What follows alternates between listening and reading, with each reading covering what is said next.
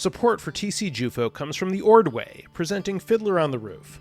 This beloved theatrical masterpiece introduces a new generation to the powerful, heartwarming story of fathers and daughters and husbands and wives.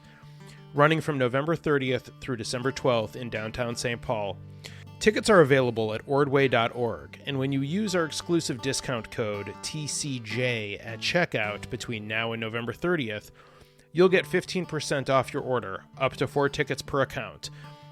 That discount is available on tickets the first week of the run, November 30th through December 3rd and December 5th in the evening. And TC Jufolk is supported by Englander Dental and Dr. Manuel Englander. Located at 3801 West 50th Street in Edina, Dr. Englander and his caring professional dental team provide full-service dental care and transform smiles. Englander Dental specializes in everything from routine cleanings and teeth whitening to root canals, implants, and tooth replacement. For more information, go to englanderdental.com.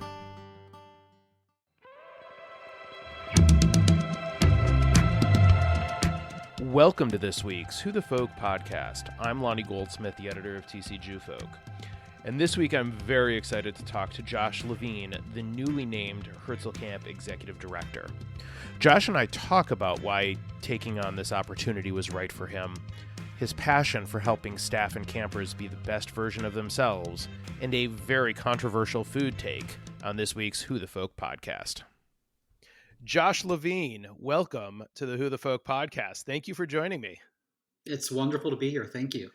So you are the newly announced executive director of Herzl Camp. As we are talking, it's been roughly 27 hours, I think, since the announcement went out. So mazel tov, for starters. Thank you very much. And secondly, what has this first day since the news come out been like for you now that it's official and it's out there?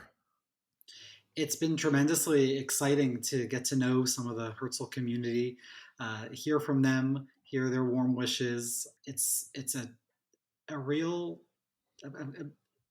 it's almost a little overwhelming to feel the embrace of this community that the more I learned about Herzl Camp through this search process with various interviews and conversations, the more interested and excited I became about the camp.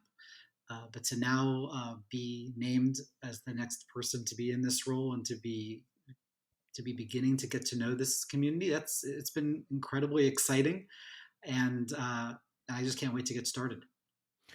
So most recently, you were the executive director of Camp Alonim, which is a pluralistic Jewish camp in Southern California. Based on your experience there and what you know of Herzl, both from generally within the Jewish camping world and through the last few month experience of the search, what was it about the job that really appealed to you, and where you thought your background at what is for what it's worth, a much bigger organization and much larger offerings than Herzl is, but what do you think you bring that made it such a good fit? Well, I think that Herzl Camp is a camp that I've always admired and looked up to from afar, from Southern California, as a fellow independent, pluralistic, Zionist Jewish camp. We learn a lot from one another, and I think that Herzl Camp's deep roots and in the community and the affection that people have for Herzl Camp, the way that the board put out a job description that talked about a role for a camp that is really rightfully proud of the rich traditions that it has, and is also eager to serve even more people in even more important ways. It's a camp that is really passionate and has a lot of very passionate people who care a lot about it, who want to make sure that camp is as good as it can be. And also, it's a camp that wants to continue to ask those questions, which I think independent and pluralistic camps are so well suited to ask, which is, what can we do to serve the people that need camp so much, the families and the campers and the staff who come to us and need that camp experience in their lives. It seemed like Herzl Camp was in that place where it's asking those questions, and I thought I'd be a good fit for a camp that's really proud of its history and wants to make even more of an impact on the world that it's and the communities that it serves.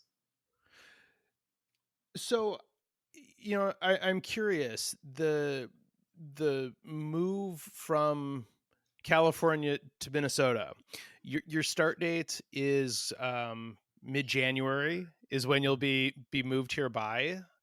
I know the staff is eagerly counting down the days for your arrival. Have you been to Minnesota in January before? I haven't, but I need a scarf. Am I right? Scarf would be good. A hat might be a good idea too. Yes. It can get a little chilly. You Yes. might have heard that. I have. Well, I have heard from some friends that you must really be excited about this job to move to Minnesota in January. And my answer is I am. I'm incredibly excited about this job and to be joining Herzl Camp at any time of the year. And January seems like as good a time as any. I'm maybe not thrown into the fire, thrown into the ice. I don't know. There are a lot of ways to say this. There's a lot of things to be thrown into in Minnesota in January. Yes. Yeah. I started at Elohim, my previous job, in May before the summer, where it was a summer of reaccreditation. So I think that going into a place at an interesting time of the year adds an extra spice, and I can't wait to. I would come to Herzl Camp sooner if I could, because I'm just so eager to get to know the community and to get started on the work. So I'm curious about your background in camping. You were at one point in working in the law. That's right. Before transitioning to camp. Obviously, you worked at camp. You were at Elohim as a camper. You worked there as a counselor. You went on this totally divergent path and found your way back to camp. I guess, tell me a little bit more about that journey, because that interests me. How you go, from camp as a teen, or through your college years, and then a very hard right turn, and then coming back to it. Well, I think the best paths have those turns, and I like that. I feel very blessed to have been able to do a lot of things that have really interested me, and the vast majority of people who go to Jewish summer camp then go on to do other things and not work in camping professionally. So, and I love that there are people out there who love Herzl Camp, who carry Herzl Camp with them, and all of the various different things that they do are out in the world, spreading some of that Herzl magic in their workplaces, in their families, in their communities. So for me, even though I left camp, I carried camp with me in that turn that I made, as you said. So I was a lawyer, attorney, and a law clerk for a wonderful period of time. I really liked it in many ways. I also realized that there's this great quote that that really resonates with me, that don't ask what the world needs, ask what makes you come alive, because what the world needs is people who come alive. And for me, what makes me come alive is camp, and specifically, I think the opportunities to help people become the best versions of themselves. It might be cliche to say that, but I'm a true believer. I'm a camp nerd too. I believe this stuff because it's true. Right. Camp is a place where people become the best versions of themselves. And also people become better parents, better teammates, they lead better meetings. They are more inclusive. Camp does so many things. And I think that what makes me come alive is helping make that possible, engaging other people who care about making that possible, giving people their first jobs and watching them and encouraging them and challenging them.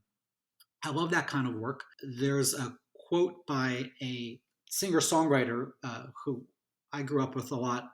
His songs I grew up with a lot. at the camp where I grew up.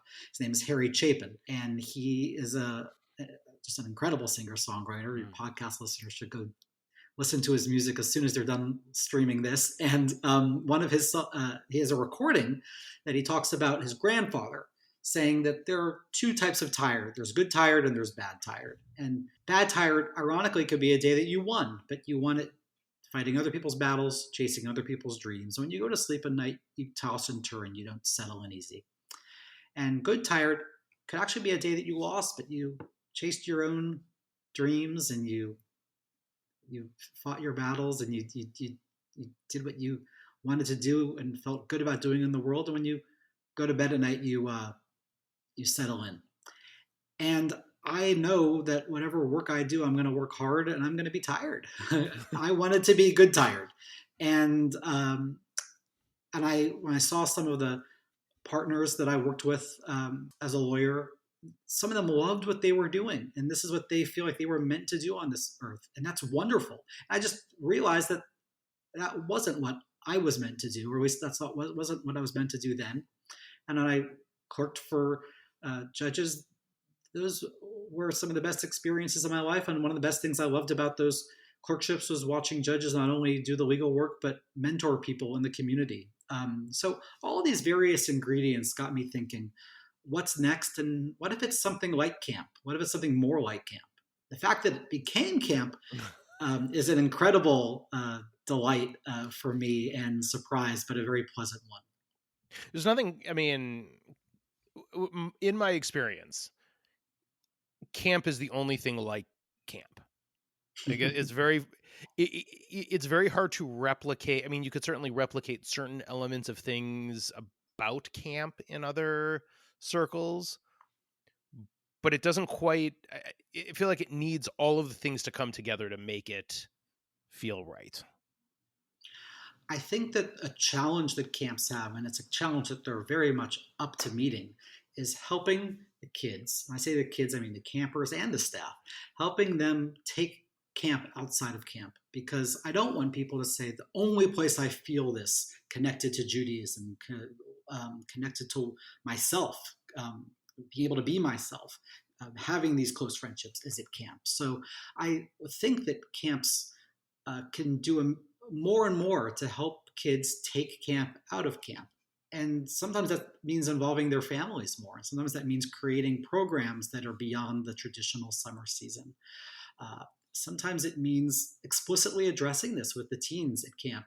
How are you going to take what you have here, whatever it is for you, out of here? How do you begin to articulate it? Because I know, and it's always going to be that, I can't describe it, but it's just amazing.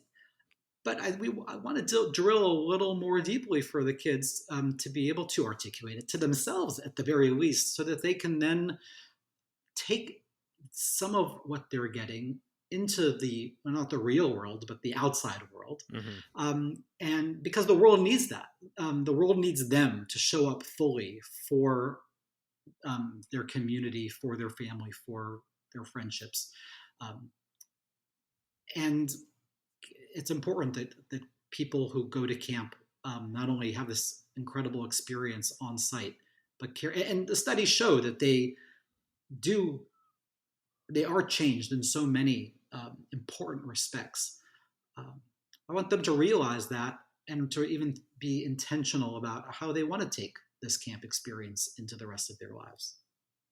I think that's really interesting is that it doesn't, at least in my experience as a counselor and as a director of a day camp at the JCC in Chicago once upon a time, like it doesn't teach you those values necessarily explicitly. You almost have to read a little bit between the lines in order to absorb it, both as as the counselor who's trying to gain that wisdom from a camp director and vice versa as a camp director trying to put it out there. I feel like it doesn't work as well if you're hitting them over the head with it. They almost need to, like, if you want to hear it, you hear it. Yes, and you hear it by hearing and by seeing and by sensing. You're using all your senses. It's an immersive experience. And so much of the learning comes from the relationships and the role modeling and the role models that you have. So I think often about some of the role models that I had as a camper, as a teen at camp, the way that they conducted themselves, carried themselves, the way that they talked to us, the way that they challenged us, the way that they resolved problems that we were having as a group, and the way that they stood back and maybe with a very gentle nudge helped orient us to solve our own problems. Incredible life lessons and skills that we developed, and the skills, the director that I had for most of my years growing up at the camp where I grew up was a role model, still is, and has become a dear friend. And he would talk about camp as the place where we practice being human. And I think the key word there is practice, which means making mistakes and learning and developing a practice of humanity and of getting to take care of other people, to take care of yourself. And it's the process, it's the time that you spend, and the fact that camp is a sustained amount of intense amount of time in community. It can be incredibly impactful. What have you found in your experience is the best way to empower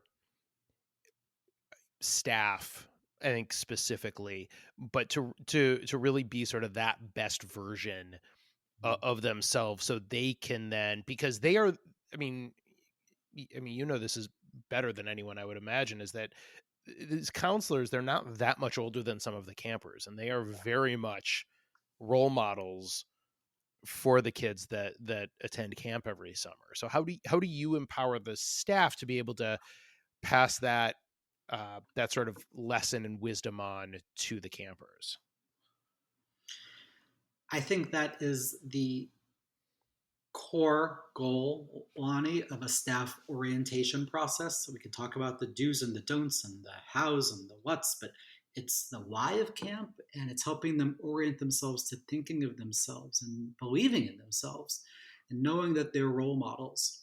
I believe in the phrase that if you want to give, you want people to act responsibly, you give them responsibilities. So I think one way to empower them is to not just talk about empowerment, but to empower them, to give them the opportunity to create programs. We not only tell them that they are important, vitally important Jewish educators, but we make sure that they have opportunities to be those Jewish educators in the more formal and less formal senses in the work that they do. We don't just announce, here's what we're doing this summer, but we invite them and require them really to co-create the summer experience for the kids and their fellow staff members. So we don't want the counselors and the staff members to think that they're coming into a new experience at camp with everything laid out for them to just implement. Some of them think that they want that. They want more specificity. They want more direction. But it's actually more fun, and they'll grow as well as the campers will benefit from them learning about their kids and thinking about and dreaming about and planning what would be best for this group of kids at this moment in time. And then to get the support, of course, and the mentoring and the oversight and the resources from the camp leadership to be able to go and implement that. I think empowering people means empowering them. And that also means sometimes recognizing that, well, actually maybe often recognizing the best ideas are not, I'll say for myself, I don't have everything figured out. And I want the campers and I want the staff to know that I know that, and I want them to have plenty of canvas to paint on. And sometimes the hardest thing is helping them recognize you have that canvas. We want you to paint. We will find ways to give you whatever paint colors you want and need in order to paint the most amazing painting that you want.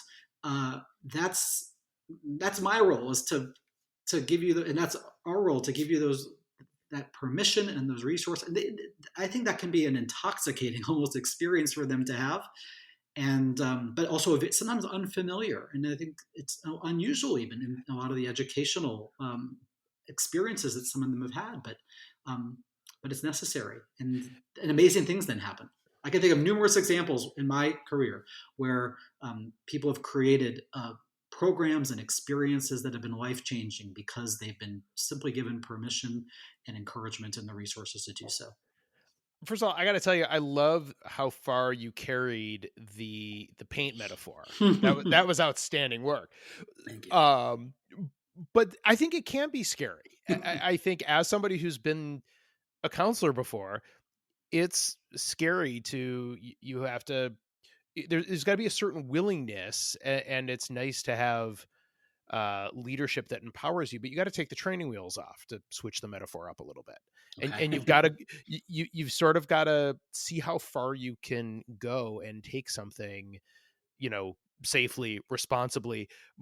But I think camp is best for the kids when their counselors feel empowered to be able to make that experience as best as they can for them. I agree with you. And I think that for the counselors and the entire staff, it should be a little scary. I mean, this is important work, and they're working with kids, and they need to also understand and feel as much as they can at that age the awesome responsibility that they have, taking care of these souls, taking care of these people who not only are obviously so important to their parents, but also um, themselves have their own narratives and stories. And actually, they're sometimes with the staff, I will literally encourage them to crouch down and to see camp from a different angle. Yeah.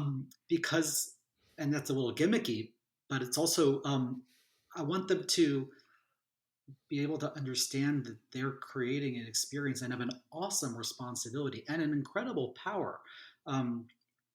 Kids will learn from them more than they even realize, and I can't make them realize all of that, but if I and we really can help them understand that, sometimes that can be a paralyzing feeling, but then we can move through that into a feeling of, all right, this is hard, this is really important, and we're equipped to do it.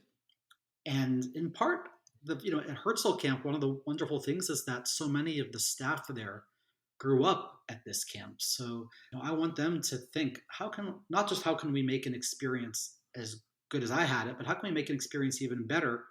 And they feel that oftentimes incredible responsibility and excitement to take care of that next generation of campers. I want them to know that the people who came before them to take care of them when they were kids were feeling some of the same feelings. And now it's their turn, and they're ready for it, and we're going to do some amazing things together. So one of the fun things about Herzl, yes, it's based in Minneapolis, but there is a lot of regional draw. I didn't quite realize how big, but Kansas City is the second largest market for Herzl Camp. It would draw a lot of families from St. Louis. My kids have friends and past Ozream who are from St. Louis. They're from Iowa. They're from Kansas City. I know there are quite a number of kids come from Omaha. So as you come in and settle down into the position, and I suppose first find a house and move and everything, how do you plan on doing the outreach to all of these other communities that make Herzl part of their summers as well? Well, first, let me say, actually, in reference to one of your earlier questions, one of the tremendously exciting things to me about Herzl is its location, is the Twin Cities, and also that Herzl Camp serves a lot of communities, many in the Upper Midwest, as well as other locations. And I think that that's great and awesome, and I'm incredibly excited about it. I think there are a lot of ways to do it. One of the ways is by traveling to them. And I'd love to, if, as much as possible, uh, and taking the long view. And it's a marathon, not a sprint, but that initial sprint is important too. And I'd love to see to go visit Kansas City and Omaha and St. Louis and some of the other places that send a lot of Herzl kids, or just have some really dedicated alumni who would be great to meet, or some clergy or some community members, whoever, wherever,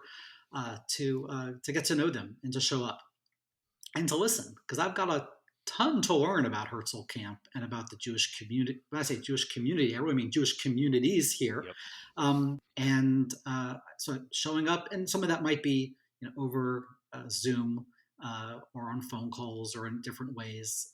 But building those relationships, I think, is really important, and also recognizing that with great gratitude, I'm coming into an organization with tremendous lay leadership and professional leadership who have many of these relationships. So getting to know these communities and speaking with and learning from the board and the staff who themselves have gotten to know folks in these areas is also going to be a tremendous help. I'm incredibly excited that Herzl Camp serves a lot of places and I'm looking forward to getting to know those folks and those places in the years to come. I am remiss for not having mentioned a disclaimer earlier in your first reference of the Herzl board, so I will do so now. In the interest of full disclosure, my wife is on the board and was part of the interviews that the finalists went through. I was privy to zero information, for better or worse, until the official leak came prior to Thanksgiving, in which the board were told they were allowed to tell people by word of mouth, but not by social media. So I did not find out until then. So there, disclaimer over. So you mentioned you feel you have a lot to learn. What is you'd been at Elohim for a decade, basically, right? As the executive director, or in various roles, finishing as the executive director. What Coming into a new organization, what do you see as one of the more daunting things, like you feel like you need to try to get a hold of right away? I'm sure there are 15 of them, but what do you think is like most present on the horizon for you? I think Herzl Camp is rightfully beloved for so many of its traditions. And I want to know as much as possible about why people love this camp. What do they think it's doing really well? What has it done really well for them, for people, for their loved ones, for people they care about? Um, and what are the dreams that they have for Herzl?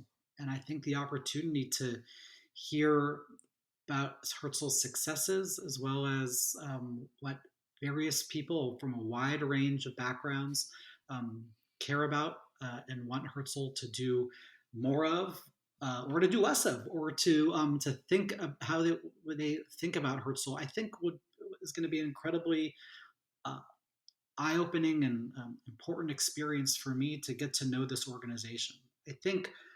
I know actually that I'm going to make mistakes. I know that I'm going to pronounce some words differently than Herzl does. That there are certain terms and certain rhythms that I need to pick up to get to really know this camp and community.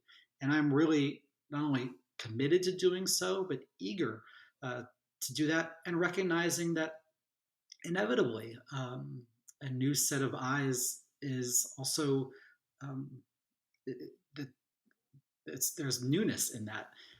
I think a key goal for me is to just get to know people, to for them to get to know me, and for them to realize that and for me to realize that we're only beginning.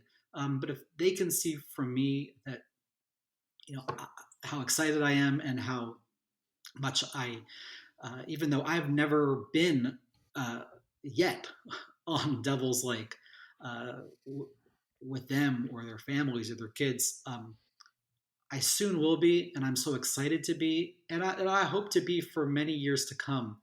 I want them to open up to me. I want them to know that I'm going to open up to them, and we're going to get to know one another, and we're going to do some wonderful things together, and building on an incredible foundation that that Herzl Camp has. That's one thing I'm also incredibly excited about. That Herzl Camp has this rich tradition and this incredible history. Turns out that Herzl's founders, that some of them were inspired by the experience that their daughter had when they sent her to the camp that also then led to the Alonim, the camp that I'd be coming from. So I love that we have some shared history, and also I very much recognize that these are very different places with different traditions and all sorts of differences. But what we have in common is that we all love camp and believe in camp's power and are committed to its future, and that's what I'm really excited about getting started with. Well, Josh Levine, we are excited that you will be getting started. But before we let you go, and these last two questions because, as you told me before we started recording, you in preparation for the interviews, you listened to several of these, especially ones that featured your new Herzl colleagues. So, for starters, what is your favorite Jewish holiday? Well, so many of them, but because I have to choose, I'm going to make you choose. You make me choose. All right, I'm going to choose two, but they count as one because they're one day apart. Yom HaZikaron and Yom HaAtzmaut. In Israel, Yom HaZikaron is Israel's Memorial Day, Remembrance Day, where the country, this tiny, incredible country, pauses all at once, wherever they are, on the highway, to honor the folks who came before them, who fell so that Israel could be what Israel is and is becoming. And then the next day, Yom HaAtzmaut, Israeli Independence Day, which is a day of community and partying and celebration. My first time ever in Israel, I landed on Yom HaAtzmaut and was overwhelmed. And a friend of mine who had been there said, "Josh, just so you know, it's not like this every day." But I love that those 2 days are right next to each other on the calendar, and it says a lot about Israel, and it's always meant a lot to me. And I was there now multiple times at that time of year. That's very cool. I don't think in any of the previous iterations of this podcast that has been that answer has been given. So, which I got to tell you, I got a lot of repeats, but. Well, when you bring in the new guy from California, some curveballs come. So there you go. New idea, new person from outside brings different perspectives. That's great. Exactly. What is your favorite Jewish food? Well, I have to do two here, but I'll be brief. Gefilte fish. Maybe I'm the only one who said that. I don't know, but a specific gefilte fish, Manischewitz premium gold with the bits of carrot. That's my jam. Like the jarred. Mm-hmm. Okay. Yeah, we don't have to get fancy here. In fact, please don't get fancy. Yeah, but the premium gold jar, not just any old jar of gefilte fish. Okay, good to know. And then shakshuka, kind of Israeli, not actually not only Israeli, but a stew-ish breakfast food. Breakfast at any time of the day is great. So, but tomatoes and eggs and peppers and spices, and that's great. I've gotten gefilte fish before. Ooh. But never not many, but some. Never specifically the Manischewitz jarred stuff, though. Premium gold jarred stuff, yes. No, right. Not just any old stuff. The premium gold. So, is there? I got to dive deeper in this. Sorry, please. Yes. Is there? This is connected to some childhood memory, I suppose. It's what was served on Passover. My mom does make some wonderful dishes from scratch, but and some amazing dishes from scratch. This is one that comes from the jar that apparently has stuck with me and brings back a lot of positive memories. And also, by the way, podcast listeners, it's very good. Give it a chance. And if you haven't given it a chance in a while, give it another chance. And if you give it a chance and you don't like it, then send it over to me. Look, I'm not sure I like it that. I mean, I like it, and I'm the only one in my house who likes it. So if it's just the four of us for a Seder, it's not gonna happen. But if we go somewhere else with somebody, like, I'm happy to have it if somebody's making it, but or opening a jar. I promise the Herzl community that we will make many other, even more tasty dishes in Mickey's Meatbach in the kitchen at camp, and that I will have zero role in figuring out the menu, given my maybe strange answer to Lonnie's question just now. We won't be making gefilte fish at Herzl Camp. Don't worry, unless the campers and the staff really want to, and then let's make it happen. I don't know. My guess is they won't. I'm gonna guess you're not gonna get many takers on that. However, fair enough. Shakshuka, I think you absolutely say that's the one you're gonna get some takers on. I think.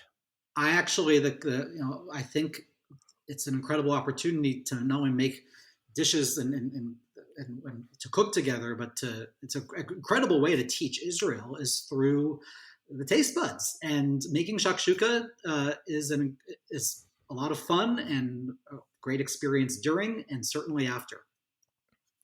Absolutely. Josh Levine, thank you so much for talking with me. And it's very exciting to get to meet you. And we are, I know, a couple months till you get to town, but we are excited for you to get here and to meet you and for you to get to meet the Twin Cities Jewish community. So we welcome you to our midst and can't wait to see you get started. Thank you, Lonnie. I'm incredibly excited. Can't wait. The Who the Folk podcast is part of the Jew Folk Podcast Network, a product of Jew Folk Inc. Please subscribe, rate, and review the show wherever you get your podcasts. If you have suggestions for other podcast guests, please email them to me at editor@tcjewfolk.com. For our other shows, check out tcjewfolk.com/podcast.